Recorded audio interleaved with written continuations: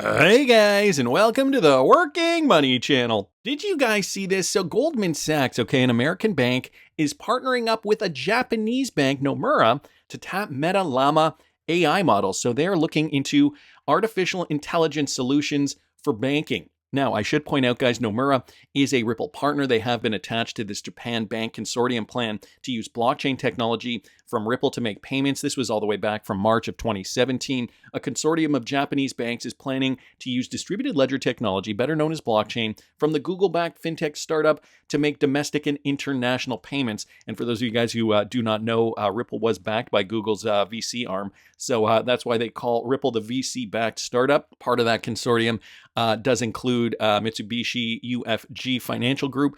R3 was in the mix too. Up here it says the consortium was launched in October, I'm guessing, of 2016, and represents over 30%, even at that time, guys, 30% of all banks in Japan. According to Yoshikawa, members include Aeon Bank, Nomura Trust, which is the bank that is currently now partnering with Goldman Sachs for AI, and Rezona Bank, and Muziho. So guys, now they're looking into AI models. Artificial intelligence is becoming more prominent in our lives, and it's going to take over banking too. In the last 18 months since launch, the most free open source Llama models have seen nearly 350 million downloads and been taken up by several major firms, including financial firms. In a progress report, Meta says that Goldman Sachs, they've allowed their bank's engineers to use Llama models for various use cases, including information extraction from documents. Meanwhile, Nomura uses Llama on AWS, and guys, AWS is another Ripple partner, to achieve faster innovation, transparency, bias guardrails, and performance across text summarization, code generation, log analysis, and document processing. So it doesn't sound like a lot of these processes yet are really leveraging AI for anything very kind of in the weeds. I guess we could say it's pretty much just data entry, data processing, which is probably a good thing. I'm a little skeptical that they're using Meta, considering Mark Zuckerberg's track record with our privacy. Nevertheless, guys, this is what they're doing. I did think it was interesting, though, to just talk about this because AI use cases on the XRPL are currently in development. So they're nowhere near, I don't think, where they need to be in terms of a rollout. But I think, now seeing that Ripple-linked companies, partners of Ripple, they are already getting into the AI game. I think it's only a matter of time before we start to see these companies that already have a positive relationship with Ripple are going to likely start using their AI once they start developing it for the banking sector. So, a step in the right direction, I think. And, I think it's going to be interesting to see how this moves forward.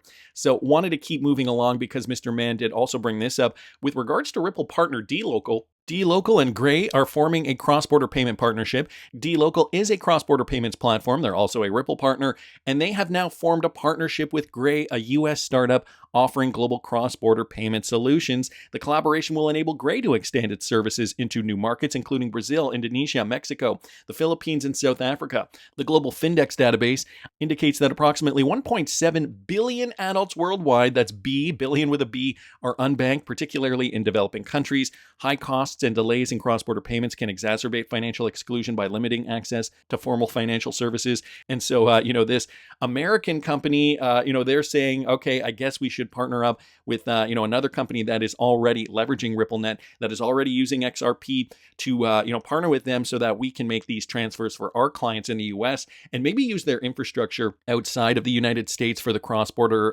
payouts. Here it's saying Gray will use dLocal's infrastructure to provide cross-border payouts to wallets and bank accounts. The aim is to offer instant, low-cost transfers and comprehensive payment solutions. Of course, everything that RippleNet does very, very well, which are expected to enhance economic growth and improve access to financial services. So dLocal, they specialize in facilitating local payments. And I'm guessing, a lot of these countries are already serviced by dLocal specifically. The company's platform enables global companies to accept payments, send payouts, and settle funds using a single API and contract, eliminating the need to manage multiple local entities and payment methods, which has been the pain point in the past. So they're licensed, you guys can see here, from FinTrack in Canada and FinCEN in the United States. They're partnering with Uphold as well. Recently, dLocal also entered a strategic partnership with Uphold, which is now reported to be the custody solution. I think that was confirmed, the custody solution for XRP once we do see once we do see regulatory clarity in the United States, and I mean for the banking sector for payouts. This collaboration aims to integrate dLocal's payment processing capabilities with Uphold's financial services to enhance access to financial solutions in emerging markets. So guys, this is some more great news coming from, a Ripple partner here who's already connected to Uphold, another Ripple-related company who is committed to the custody of XRP, also partnering with American company Gray. So dLocal, you got to remember, is not American. They're partnering with Gray here for these American payout rails to be accessed in these countries, I'm guessing to start, but then they're probably going to expand from there. Probably got to see how it goes before they expand. Anyway, wanted to thank Mr. Mann for pointing that out. Over to Africa, guys, where we're seeing another Ripple partner, On Afrique. They've just been listed as one of the top 10 fintech startups in South Africa in 2024. So On Afrique here, I believe they're number 3 on the list. We got Jumo.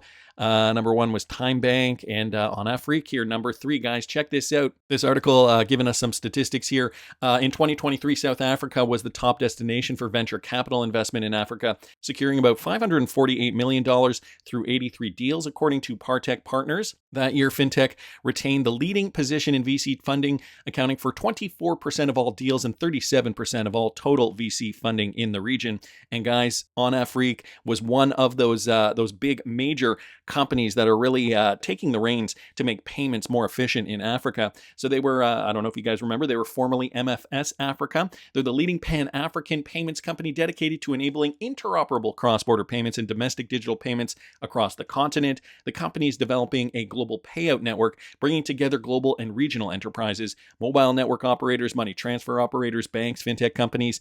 It runs the gamut. On Afrique's network currently spans 40 African markets, connecting over 500 million mobile money wallets, 200 million bank accounts, and over 400,000 agents in Nigeria. It enables domestic and cross-border disbursements and collections, card issuing and processing, agency banking, and treasury services. On Afrique secured its latest round in June of 2022, raising an additional $100 million in equity and debt for its Series C funding round. And guys, they are listed now top 10. With the help of Ripple, I got to say, Ripple has really, helped a lot of these smaller companies really kind of come into their own. And this was part of the strategy all along. At first, I think it was one of my first videos, one of the first, probably in the first week that I was doing this channel. I made a video because I was thinking about it. I was thinking to myself, why can't Ripple just kind of, dominate and just, kind of put all these companies out of business, keep their solutions proprietary and not share them with anybody. And then everybody would have to go through Ripple. That was not the strategy at all. I was clearly, I was spitballing at that time. I was still fairly new to the space, but it's a better strategy. And now I'm realizing, okay, you have to license your tech. You have to get everybody on board because all of these different players are servicing so many regions of the world that you have to get everybody to play nice with each other in order to get that synergy, in order to get that symbiotic relationship between partners. And so, and it's gone even further than that. It's Ripple partnering with companies, or that was the first step. Now it's Ripple companies partnering with other companies to make them secondary Ripple partners. And then we get the tertiary partnerships. And then 4 generations down, then we get partnerships there. So, it's just becoming this web. And as Brad Garlinghouse did mention years ago, it's going to be a web, and the synergy is going to create this flywheel effect where we see more and more of these partners really kind of ramp up utility. This is when we're going to see XRP demand soar, guys. It's going to take some time, and mostly because the regulation is dragging. As of the time of this recording, we're only seeing XRP trading in and around 56 cents, but that is going to change when we do see the real-world utility. That is also going to change when we do see Bitcoin really kind of take off and bring altcoins with it. I have my price targets for this spec bull run, but I'm also going to be holding some XRP for the long term. For more information on that, you can follow me at patreon.com/workingmoneychannel. But anyway, a lot going on here in Africa, a very underserved market, historically has been very underserved for a very long time. Wrath of Kahneman here, guys, bringing this to our attention. Now bringing up this article from Viamericas. They were an early Ripple partner from back in 2019. He says, I seem to remember they mentioned that they dropped the partnership when the SEC case came. But he can't find any reference to that. I don't know. I couldn't find anything either. Maybe they did, in fact, partner back up with Ripple. Maybe it was just a trial. Nevertheless, we are seeing a forward-thinking Ripple-linked corporation now partnering with a company in Mexico. Viamericas Corporation, a licensed international remittance company, recently partnered with Pesamex to provide additional options for remittance beneficiaries to receive money in Mexico. This partnership will give Viamericas customers an expanded, fast, and secure way to transfer money. Pesamex's platform enables efficient international money transfers, allowing its customers to send money in minutes and beneficiaries to collect their money within Mexico. Viamericas provides access to additional individuals sending money from the United States to 141 rural towns. If these guys are not currently still partnered with Ripple, they definitely are running some kind of DLT platform. When we start to see rails explode, because it was only really the MoneyGrams and the Western Unions of the world that were really doing, this type of volume, this type of remittance at scale, but it was costing a lot of money. Welcome to the digital age. Now we've got so much better technology to move money. So DLT is most likely, is my guess, especially if these guys were once partnered with Ripple. They probably can't go to an inferior system after that. The partnership, though, aims to connect migrant families and expand the reach of accessibility for customers, of course, in rural Mexico. Here is a quote. At Pesamex, we are thrilled to partner with Viamericas to enhance the remittance experience to our customers in Mexico. This collaboration leverages our advanced platform and an extensive network, ensuring that money transfers are fast, secure, and accessible to more families. So that does sound like they're running on RippleNet or a DLT platform. Together with Viamericas, we are committed to providing reliable financial services that bridge the gap for migrant families and support their financial well-being. Well, if you want to support migrant families, you probably aren't charging 10-15% service fees on top of these transactions. So chances are, we still don't have the final verdict. Is Viamericas still a Ripple partner? Wrath Economy did respond to Mike Manfield's tweet here. Not sure, but Viamericas has a new partnership. Wrath Economy did say, yeah.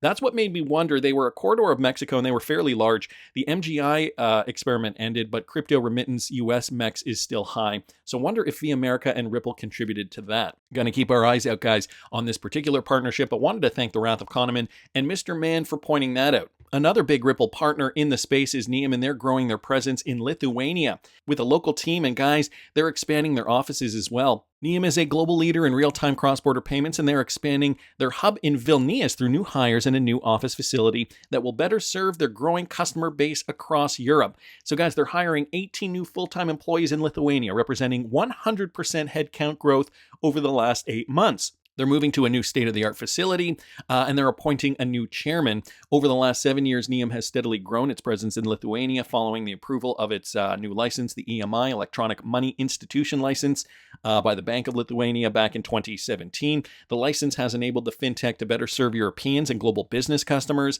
Now the cross-border payments leader has moved to a new, larger state-of-the-art facility. Obviously, these guys are seeing more success, leveraging DLT technology, obviously, if they're growing their customer base, as we've heard, many new news press releases about Nium growing their customer base and gaining more success year over year. It only makes sense that they are now expanding. Here is a quote, guys. Lithuania is a highly attractive market for fintechs on the world stage. A combination of forward-thinking regulators, world-class talent, and collaborative community members make Lithuania a leading fintech hub in the EU, enabling global fintechs like Nium to accelerate opportunity and innovation in the marketplace. This is an exciting step forward, driving greater investment in the local fintech ecosystem and Nium's operational efficiencies to better serve our customers across Europe and around the world. So this was coming from Spencer Hanlon, Chief Operating Officer at Nium. Another great company, guys, another Ripple partner, and another gateway. Eastern Europe does already have a lot of connections. Technology Association, too. A lot of developers come out of that part of the world. I believe it's Lithuania or Estonia. One of those countries, I do believe, does have a large developer presence there and, very crypto-friendly as well. So here we're seeing Nium, another Ripple partnered company, really kind of knocking out of the park, expanding in Lithuania specifically. They're focusing on their cross-border payments and likely going to expand in that corridor as well. So great news there coming out of Eastern Europe. This morning, guys, I did talk a little bit about this development on the Axelar network. James here from Axelar did talk a little bit about how stablecoins, how USDC in particular, is very hard to integrate onto their blockchain natively. So, to wrap USDC stablecoins, put them on the Axelar network. And then he was talking about leveraging RippleNet too to kind of aid in moving some of these real world assets. He just used USDC as that example. So I played a clip of this in this morning's video, which I will link here in the top right-hand corner. But guys, I say saved the second half of this video, Jazzy Cooper, head of DeFi product from Ripple, and what she had to say in this podcast. Listen to this. We're working on a number of different potential advancements in XRP ledger technology to better support real-world assets. So one example is, a token type made specifically for RWA called multi-purpose tokens that allows for storage of metadata directly with the asset. There's a few other advantages in terms of scalability, flexibility as well, but we're really trying to increase the suitability for the XRP ledger for this use case to really lower the barrier to entry for these institutions. Axelar as well, integrating with Axelar, having interoperability is obviously essential for institutions from the tech side. And the last piece I'll mention on technology is Ripple custody, which is proving to be a really interesting and sort of logical entry point for a lot of these large institutions in terms of on-chain RWA. The place for institutions to hold their assets to on-ramp for these assets in Eden. So really excited about that. They're one of the top players in the space. They have a really strong mind around compliance and how they uphold those standards when it comes to tokenizing real-world assets. Ripple also announced an initial initial purchase of their assets. So we'll actually have some skin in the game and hold on-chain treasuries on our balance sheet, which I'm particularly excited about. Crypto is well aware of the challenges there. The second is really around regulation. When we're bringing institutions on-chain, and James mentioned Project Guardian. When you have projects like this that's taking either real-world assets or native crypto assets and leveraging the power of the different crypto-based protocols, we have to keep in mind that there is somewhat of a braking mechanism there, or sort of a speed limit there, which is has regulatory clarity caught up, and none of us that are institutionally focused want to exceed that speed limit, so to speak. So we have to kind of put a little bit of brakes on the potential of crypto and blockchain in order for regulation to catch up. But I think we're making a lot of progress. There's a lot of bright minds working on the regulatory and legal side. So I'm excited for that space to catch up as well. It's funny, these guys nodding their head when she talked about the regulatory clarity. Here, let's see if I can find that again. The second is really around regulation. When we're bringing institutions. Right, yeah, exactly. The regulation, guys, that is key. But a lot happening on the XRP ledger, as Jazzy Cooper does point out here. Still reworking the XRP ledger, really kind of, developing to continue to stay current. That is, the most important thing for the XRPL. I mean, the tech stuff for me, kind of goes over my head a little bit, but, I'm not here for the tech. I have no problems admitting that. I'm here for the money. I'm here for XRP price appreciation. I'm here for the spec run. And ultimately, guys, I'm going to be here for the real world utility once that does come, because I think that's when we're going to get XRP prices soaring to new heights. And for more information on what I'm trading, the coins that I'm holding, the coins that I'm going to be selling purely for profit in this spec run too, like 100% of them are going to be sold at the top, because I'm not strictly focused on utility coins this bull run. I made that mistake last time, and I do not want to make those same mistakes twice. You can follow me at patreon.com/workingmoneychannel, where I give you guys my entire portfolio, 18 plus cryptocurrencies that, many of them are under the prices that I purchased them at originally about a year and a half ago, just because we have seen a bit of a downturn now in the market. Also, I'm going to be talking about my legacy portfolio, and I'm going to be talking about where I'm selling these cryptocurrencies when the time comes. So patreon.com/workingmoneychannel if you're interested in that. Nevertheless, wanted to thank Vet here for posting that. And guys, the future is looking bright. Do we have perhaps another sign of what Bearableguy meant when he posted the sunflower from this old riddle a couple of years ago now? And then just last Christmas, guys, watering that sunflower again, Bearableguy, using the sunflower as a symbol. Well, Wells Fargo decided to use the sunflower too. Thanks for visiting. You've securely ended your session. It looks as though this was some online session that they were holding, maybe a conference, maybe a presentation. The sunflower, guys, a symbol. The banking sector really coming into its own. But where is the Ripple Wells Fargo connection? Guys, I had to do some digging, but I happened to find this. This was from just over 10 years ago, August the 25th, 2014, when Ripple was still a very, very small company. And I didn't realize how many US banks were already trialing Ripple way back in 2014. Ripple gets instant deposits from US banks. Okay, these are not banks from around the world. These are US banks specifically, set sites on Asian remittance market. So yeah, I mean, there had been this idea that Ripple did kind of, want to make a move globally. But guys, back in 2014, note this, through this partnership, US Ripple users are now able to make deposits in their Ripple accounts from these American banks: Wells Fargo, Bank of America, which we already do know has that clear partnership, Capital One 360, USAA, TD Bank, US Bank, PNC, or Chase, with a daily limit of $300. Now, of course, this was still testing out the technology, but it is interesting to see Wells Fargo here on the list, guys, alongside Bank of America, two major US banks here. Well, there are a few US banks here that are fairly large. We know Bank of America does not have those NDAs in place because Brad Garlinghouse has come out and said, Bank of America is going to be or probably will be the leader out of the gate, leveraging XRP technology. But are there other NDAs that we might not be privy to? Wells Fargo? I mean, it is a possibility. How much does Bearableguy know? And does this sunflower represent something bigger than maybe what we're seeing on the surface? I don't know. That's just my opinion, but I want to hear what you guys think. Please subscribe to the channel if you haven't already. Like the video if you like the content I'm providing. I always love hearing your comments. See you in the next one, guys.